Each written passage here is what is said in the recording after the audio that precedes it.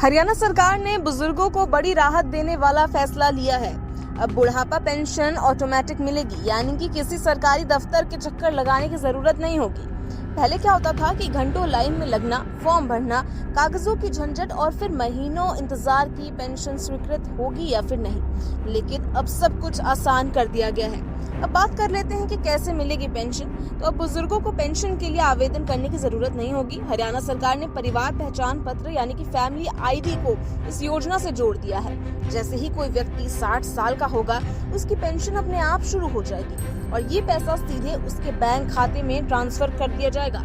यानी अब सरकारी बाबुओं के चक्कर लगाने का झंझट खत्म। अब बात करते हैं कि कौन ले सकता है इस योजना का फायदा। तो अगर आपकी उम्र 60 साल या उससे ज्यादा है तो आप इस योजना के तहत पेंशन के हकदार हैं। बस जरूरी है कि आपका आधार कार्ड और बैंक खाता फैमिली आईडी से लिंक हो। इस योजना के तहत हर महीने 3,000 की पेंशन बुजुर्गों को दी जाती है और ये राशि समय समय पर सरकार द्वारा बढ़ाई भी जाती है। यानी हरियाणा के बुजुर्गों के लिए ये योजना एक बड़ा आर्थिक सहारा बनने वाला है। पहले पेंशन प्रक्रिया इतनी लंबी थी कि लोग थक हार कर सरकारी दफ्तरों के चक्कर लगाते रहते थे, लेकिन अब ये सब ऑटोमेटिक होगा।